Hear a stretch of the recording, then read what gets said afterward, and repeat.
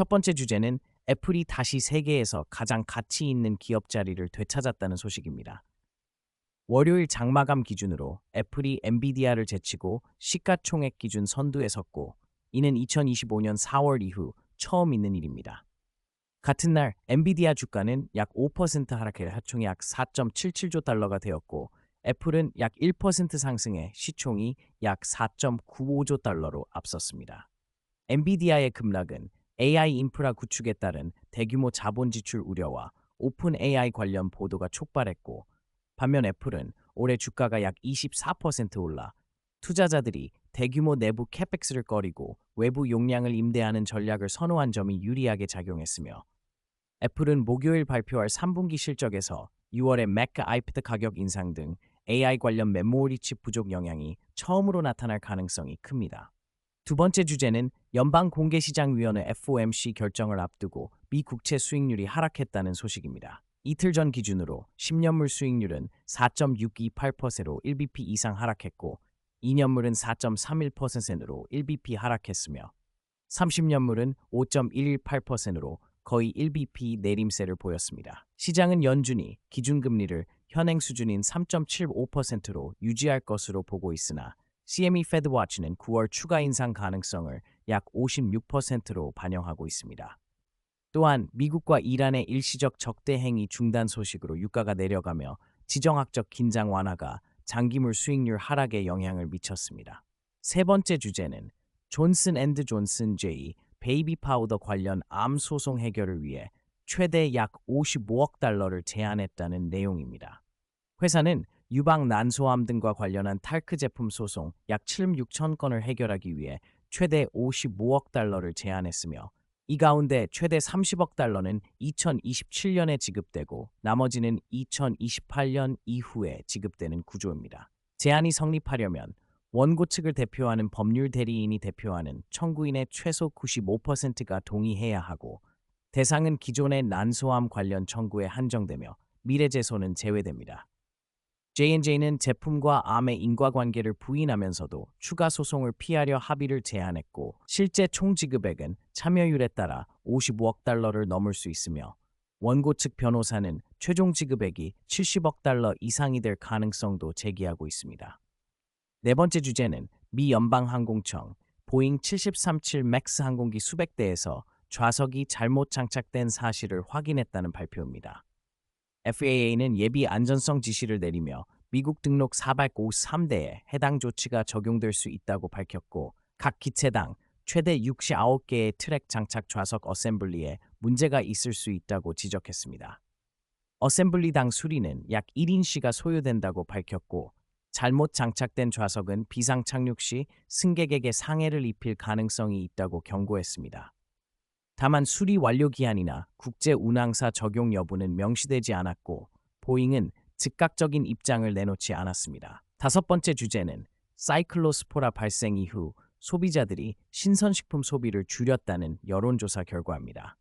CBS 유거가 7월 22일 미국 성인 2,193명을 조사한 결과 응답자 약 40%가 신선 채소 과일 소비를 줄였고, 4%는 더 많이 먹는다고 답했으며, 56%는 식단 변화가 없다고 응답했습니다. 응답자 가운데 47%는 FDA를 신뢰하지 않는다고 했고, 40%는 어느 정도 신뢰한다고 답했으며, FDA는 조사에 착수했으나 7월 19일 테일러 팜스의 아이스버거 상추가 원인이라는 검사 결과를 철회했고, 행정부 일부는 역학 자료를 근거로 여전히 연관성을 주장하고 있습니다.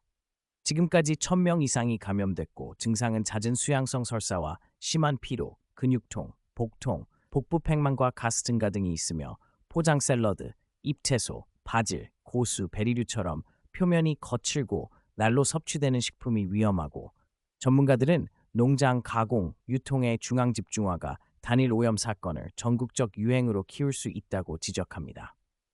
여섯 번째 주제는 엔비디아가 오픈 AI의 대형 데이터 센터 프로젝트 지원을 검토하고 있다는 보도입니다. 보도에 따르면 엔비디아는 소프트뱅크 계열이 오하이오에서 개발 중인 총 비용 최대 약 5천억 달러, 전력 약 10기가와트 규모의 AI 데이터 센터에 대해 오픈 AI의 임대 투자 유치를 돕는 방식으로 최대 약 2,500억 달러 규모의 재정 보증 지원을 협의 중이라고 전해집니다.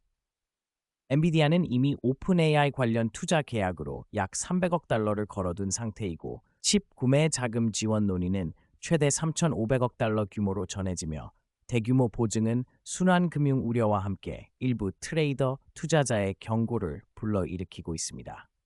프로젝트에는 일본과 미국 정부도 관여하고 있고 착공은 이미 이루어졌으며 첫 단계는 2028년 완공 목표인데 엔비디아의 재정 지원이 성사되면 오픈 AI의 대규모 확장과 칩 구매가 가능해져 AI 산업과 금융 구조에 큰 영향을 미칠 전망입니다. 일곱 번째 주제는 중국 반도체 업체 CXMT의 블록버스터급 IPO와 그로 인한 미국 안보 우려, 그리고 반도체주 급락 소식입니다. 창신 메모리 상하이 증시 대비일에 주가가 466% 폭등하며 시가총액이 약 3.3조 위안, 달러로 약 4,870억 달러에 달했고 공모로 약 86억 달러를 조달했습니다. 이 같은 급등과 자금 유입을 두고 미국 의회와 정보 국방당국은 중국 공산당의 개입 가능성을 의심하며 기밀 브리핑과 조사를 요구했고 미 국방부는 이미 CXMT를 중국군 관련 기업으로 지정한 바 있습니다. 이 소식은 글로벌 투자 심리에 충격을 줘 나스닥이 약 1.2% 하락하고 마이크론, AMD, 인텔, 브로드컴, 엔비디아 등 주요 반도체주가 1.8-10%대 하락을 기록했으며 배경으로는 AI 수요에 따른 메모리 수요, 가격 상승과 중국의 기술 추격 우려가 있습니다. 여덟 번째 주제는 CME 그룹이 단일 종목 선물 상품을 출시했다는 소식입니다. CME는 55개 미국 주식에 대한 현금 결제 단일 종목 선물을 상장했는데 여기에는 스페이스X도 포함되며 두 개 종목은 마이크로 사이즈로도 거래됩니다.